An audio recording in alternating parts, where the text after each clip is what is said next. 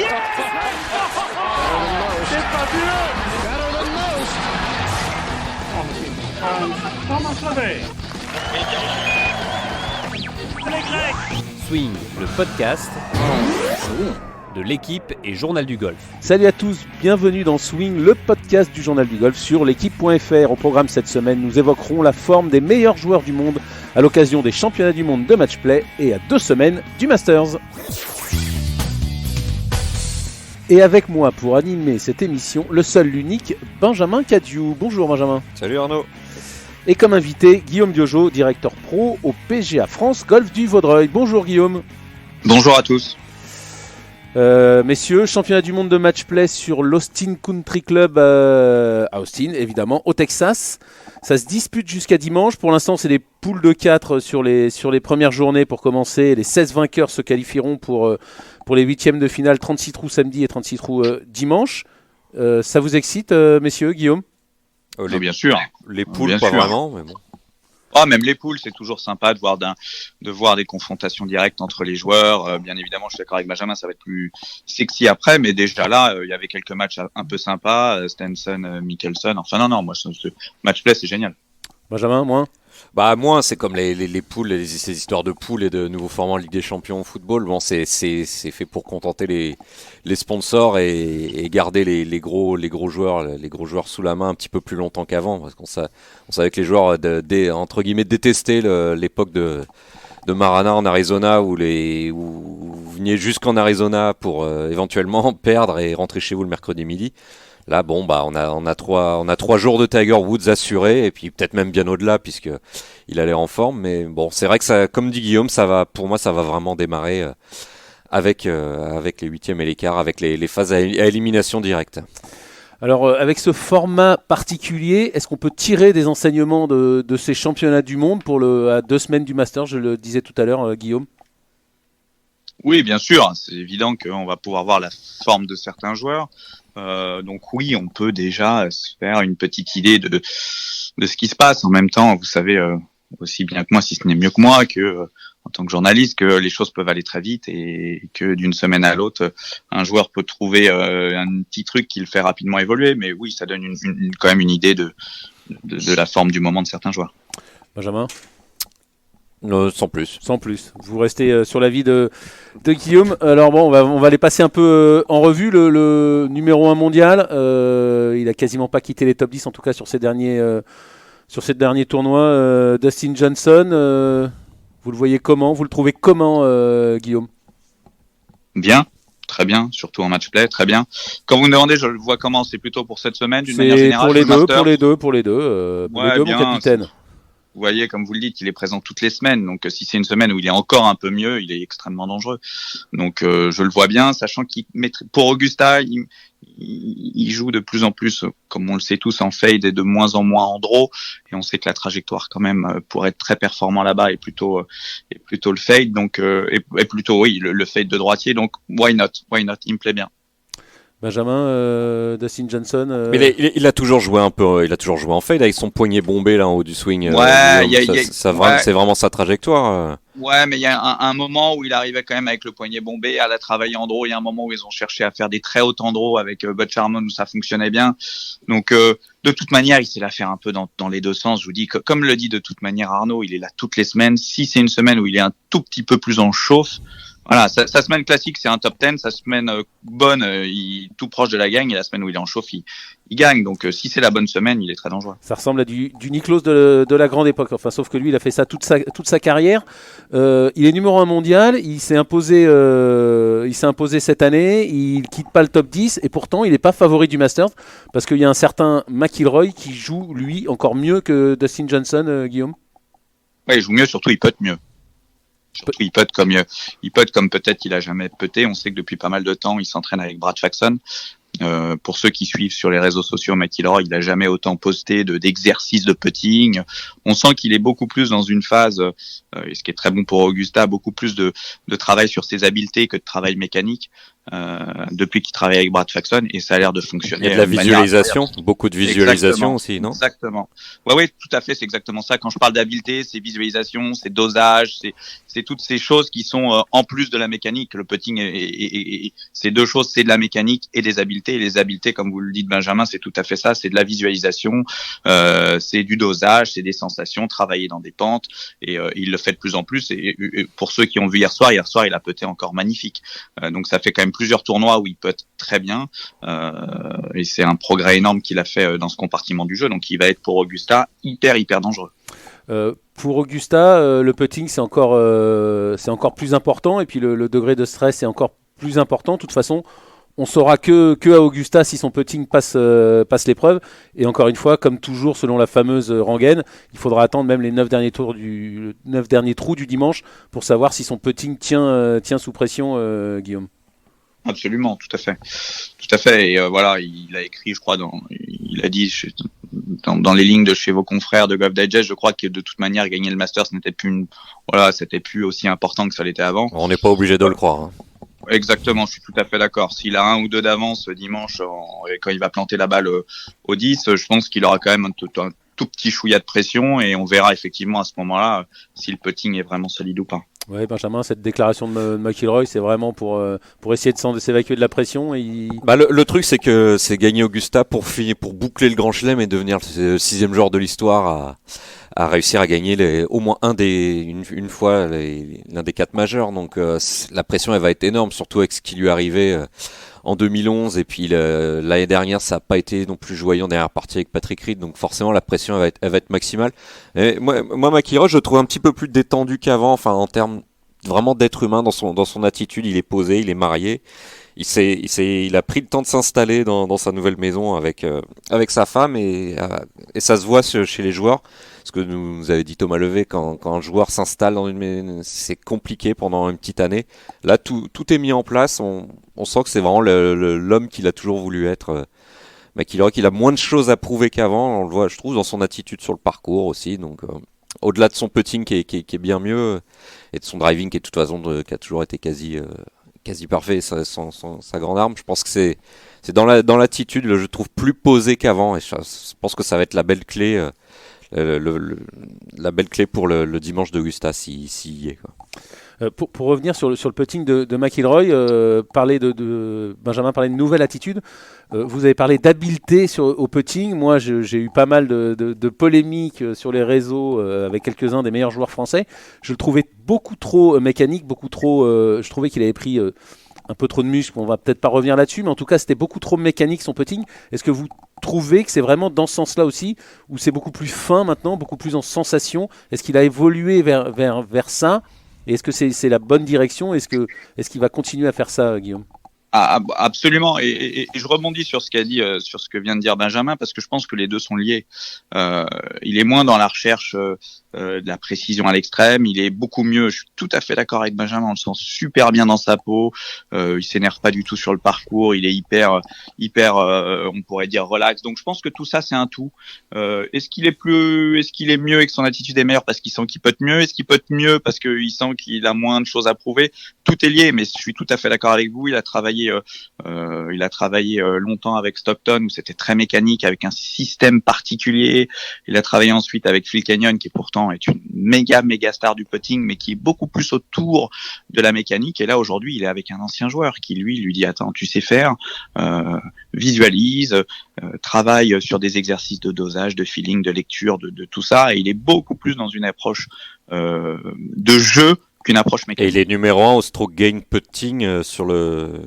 Non, il est très bien classé maintenant au stroke gain putting, alors qu'il était largué il y a encore... numéro 1, faut peut-être pas exagérer. Non, pas numéro 1. On n'en est pas là encore. Le jour où il sera numéro 1 au putting, Rory McIlroy, il sera numéro 1 mondial. Il est numéro 1 du tee au green, et il est dans le top 70 sur les greens. Mais sur les greens, il y a une amélioration qui est absolument phénoménale et colossale. Alors messieurs, on a parlé de McIlroy et de Dustin Johnson. Tiger Woods rejoue au golf depuis le début de l'année, il fait plein de tournois et on n'en parle même pas. C'est quasiment incroyable comment la folie Woods est, bon, on va pas dire terminée, mais en tout cas c'est beaucoup, voilà, enfin c'est pas un joueur anonyme, mais en tout cas c'est plus la folie Woods, Guillaume. c'est plus la folie Woods. Je pense que si vous allez au Masters et que vous suivez la partie de Woods, ça va être celle qui va être la plus suivie et la plus regardée à la télé. Et oui, son retour a été effectivement hyper médiatisé. Tout le monde ne parlait que de lui. Il reste quand même, ça reste Tiger Woods, hein, et puis il joue sérieux. Donc oui, il y a moins d'engouement, mais il y en a toujours. Ouais, on l'a pas vu au leaderboard cet hiver aussi. Mais bon, on attend tous il y a eu sa blessure aussi. Il a zappé le AP, mais bon là, visiblement, le coup est en place. Le putting va mieux, et donc on attend Augusta. C'est là que la ferveur va redémarrer. Et tout le monde va se réintéresser vraiment au golf la semaine du Masters, comme chaque année. Guillaume, sur Woods, son début de saison, vous le trouvez comment ? Correct, rien de dément, mais bon, il fait quand même les cuts, il fait quand même des belles places. Donc, ce qui est toujours difficile à écouter, c'est qu'on a tous, dû à son passé, des attentes extrêmement importantes. Quand Woods gagne pas, pour tout le monde, c'est waouh, qu'est-ce qui se passe? Mais le niveau est tellement élevé, le jeu, les mecs maintenant tapent tellement fort, tout le monde joue tellement bien qu'ils réussissent à rester compétitifs, à gagner l'année dernière et à rester hyper présents. C'est quelque chose d'assez exceptionnel que les gens ne mesurent pas, je pense. Mais on le trouve quand même un poil en retrait par rapport à la fin de l'année dernière. On sait qu'il avait terminé par le Tour Championship, même par la victoire, même s'il s'est planté à la Ryder en suivant. Vous l'expliquez comment? Vous le trouvez moins en swing? Non, putting très très faible. Il a eu des semaines de putting qui étaient vraiment pas bonnes. À Mexico, oui, avec des 4 putts et une grosse série de 3 putts, et à Los Angeles aussi, au Genesis Open. Ouais. Exactement. Pour moi, la faiblesse de son jeu, et je suis sûr que vous, Benjamin, êtes très compétent dans les stats qu'il doit avoir, mais ces stats au putting ne doivent pas être bonnes du tout. Tee Green, il y a pas de grand stress, je pense, et c'est le putting. C'est pour ça qu'il a engagé un putting coach pour améliorer cette partie du jeu, et hier soir ça avait l'air d'être plutôt efficace. Justement, comment on explique ça? L'année dernière il puttait bien, et là tout d'un coup il est Tiger Woods et il sait plus putter, Guillaume? Ouais, l'explication est toujours... c'est pour ça qu'on vous a appelé, hein. C'est justement, hein, c'est pour vous. Ouais, mais l'explication, elle est compliquée à avoir. C'est comme dans la vie, il y a des moments où on se sent bien, des moments où on se sent moins bien. Pas Tiger Woods, il se sent toujours bien, lui, surtout au putting. Ouais, mais Tiger Woods, comme tout le monde, à un moment peut avoir un moment de faiblesse. On sait que le putting, avec l'âge et une partie du jeu qui se dégrade plus important, ça se dégrade beaucoup plus rapidement que le reste. Voilà. Donc pourquoi est-ce qu'il a moins bien putté? Pourquoi est-ce qu'il putte moins bien? Clairement, j'ai pas la réponse, parce que je pense que même lui ne l'a pas, parce que si lui avait la réponse, il aurait pas engagé un coach de putting. Et Matt Killen, qui a aidé Justin Thomas à devenir numéro 1 mondial. Voilà, Matt Killen qui s'occupe qui n'est pas uniquement un coach que de putting, hein, qui est un coach classique, mais qui est a priori très compétent pour le putting. J.B. Holmes, Bud Colley. Il travaille beaucoup sur la posture apparemment avec Tiger. Exactement. Il a l'air de se fixer, de se fixer avec son putter avec lequel il a tout gagné, le Scotty Cameron. Il avait fait des essais de maillet cet hiver chez TaylorMade, mais il reste collé au Scotty Cameron et il bosse beaucoup sur la posture pour retrouver Tiger étudie beaucoup, s'auto-étudie beaucoup, il sait ce qui a marché, donc il a beaucoup regardé des images de lui-même en train de putter, comment placer le bassin au putting. Je sais qu'à une époque, il aimait bien reculer le bassin, Guillaume, je sais pas, vous pouvez confirmer, pour pouvoir emmener le putter à l'intérieur de la ligne. Bon, c'est un petit peu technique et pour de la radio, c'est pas terrible.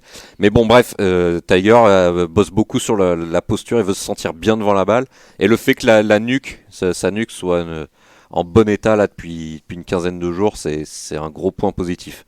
Il l'a dit, maintenant que je me sens mieux physiquement. Bon, c'est un peu toujours la rengaine avec Woods, tous les 2 mois on a une blessure. On a un bulletin médical. Voilà, et là visiblement ça va mieux au niveau du cou, donc il peut rebosser un petit peu plus et ça le satisfait. Donc voilà. Un petit peu plus pour Woods, ça veut dire debout à 5h du matin et travail acharné. Ouais, un volume important. Si je peux rebondir bien sûr. Sur ce que vient de dire Benjamin, moi je pense qu'il travaille avec ce coach depuis déjà pas mal d'années. Pourquoi? Enfin, pas mal d'années, non, j'exagère. C'est depuis le Players. Ouais, mais je pense un peu avant. Woods a jamais eu l'habitude. Je pense qu'il a officialisé là, mais il a jamais eu l'habitude de travailler avec des outils. Il travaille avec un miroir pour justement, comme vous le dites très justement, de checker sa posture et surtout de checker la position de ses épaules et de ses yeux. sérieux.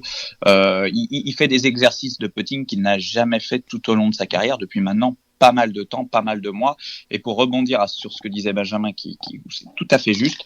Effectivement, Woods est quelqu'un qui est plutôt fermé quand il est en posture.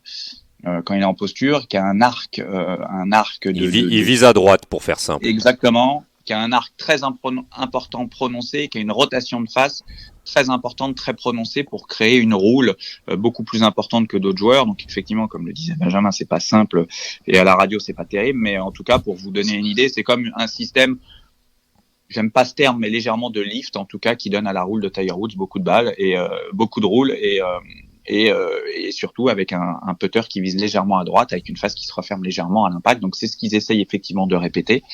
En tout cas, il utilise beaucoup plus d'outils sur le putting green maintenant. Il fait beaucoup plus d'exercices qu'il n'a jamais fait.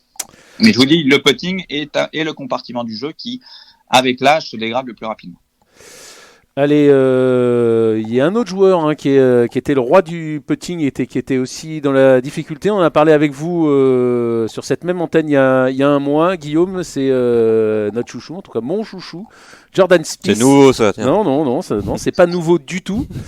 J'adore ce joueur. Ça me plaît ça, Arnaud, ça me plaît. Et alors où en est-il le Jordan? Est-ce qu'il va mieux? Est-ce que vous avez des nouvelles de McCormick? Je rappelle que vous êtes le directeur Europe d'Altus, l'académie de Cameron McCormick, le coach de Jordan Spieth. Donc vous aviez vu Jordan Spieth il y a un mois. Est-ce que vous avez des nouvelles régulièrement? Est-ce que vous en avez eu récemment? Et comment va Jordan? Non, j'ai pas eu récemment. Je vais passer tout l'USPGA, une bonne partie de l'USPGA avec eux à Bethpage. D'ailleurs, j'aurai plein d'infos pour vous à ce moment-là. Je suis sûr que c'est super. Pour nous et pour Jean-Philippe, vous serez avec Jean-Philippe là-bas et on aura plein d'infos sur Jordan. Exactement. Maintenant, non, j'ai pas eu d'infos depuis quelques temps. Il a gagné difficilement hier soir, hein, comme vous avez pu le voir. Match nul, il a fait. Match nul. Pardon.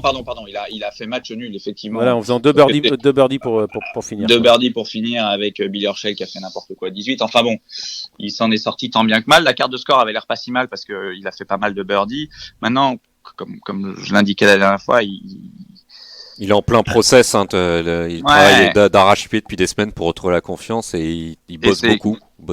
C'est exactement ça, c'est de retrouver la confiance. Et je vous dis, il s'effrite un peu plus rapidement au practice, en tout cas émotionnellement. C'est des choses qu'il n'avait pas.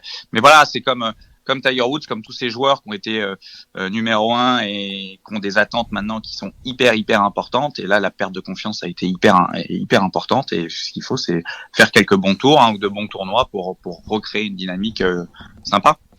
Bon, je suis persuadé que la confiance reviendra à Augusta, son jardin, même s'il n'y a gagné qu'une fois. On sait qu'il a été en lice pour la victoire quasiment chaque année. Encore, on se souvient de son dimanche incroyable l'année dernière où il était venu échouer à un seul petit coup de Patrick Reed après un dimanche de feu. Pour terminer sur ces championnats du monde, messieurs, on ne voulait pas trop analyser quand même cette première journée, mais enfin, quand même 11 victoires pour les joueurs européens de Ryder Cup, après 3 victoires de suite sur le PGA Tour. Les Européens, ils jouent plus beaucoup en Europe, mais en revanche, sur le PGA Tour, ça va super bien, hein, Guillaume. Ouais, c'est super, ouais, bien sûr.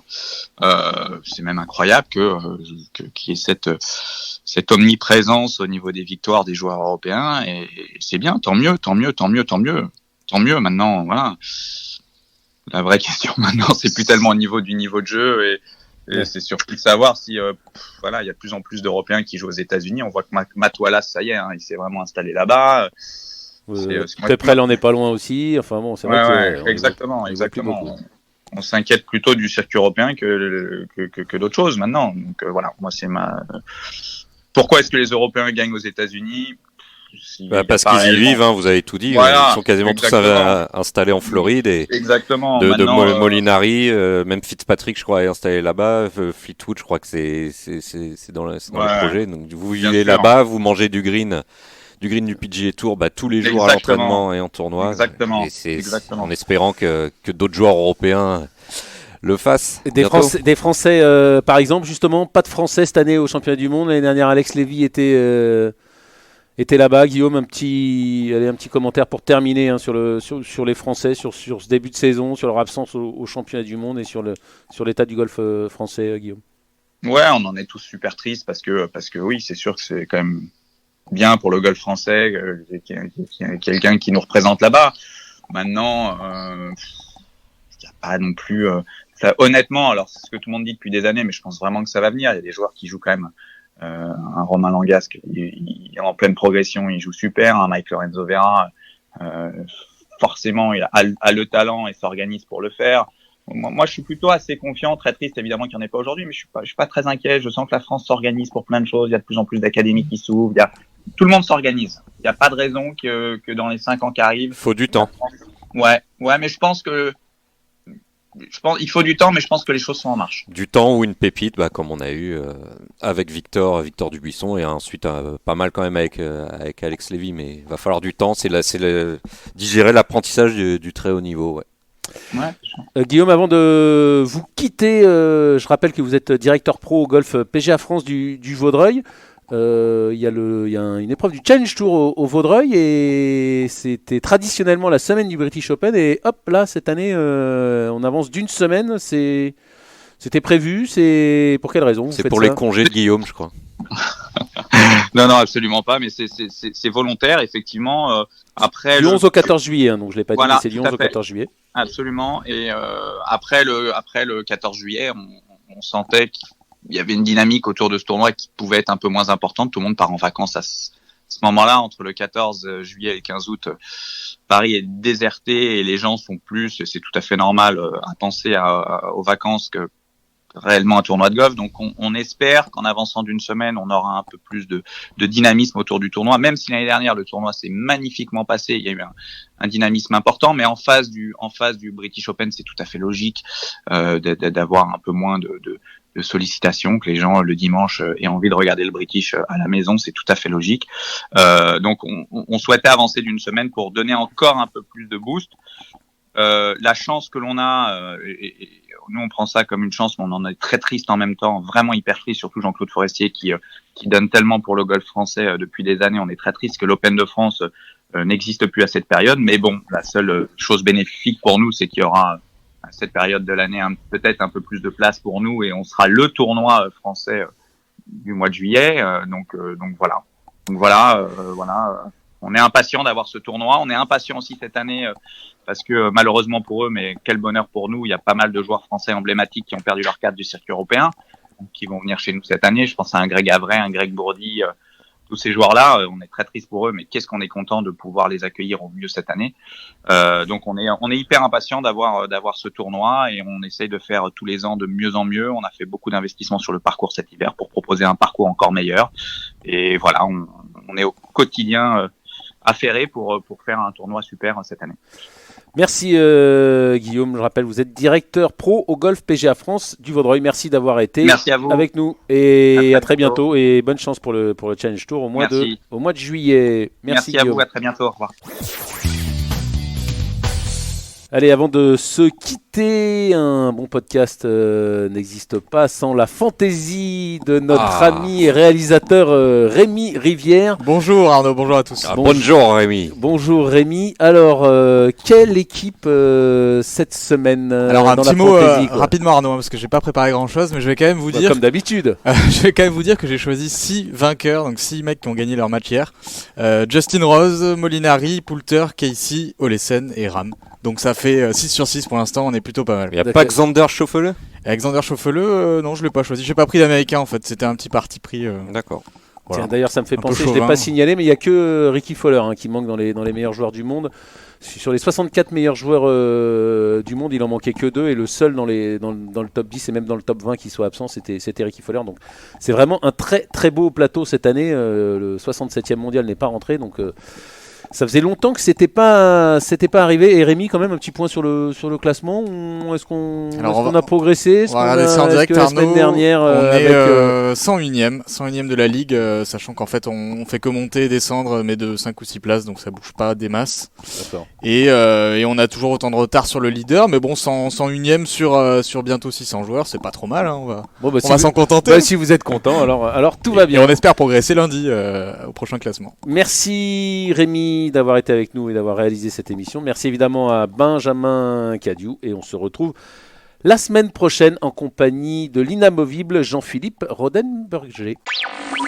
Swing, le podcast de l'équipe et Journal du Golf.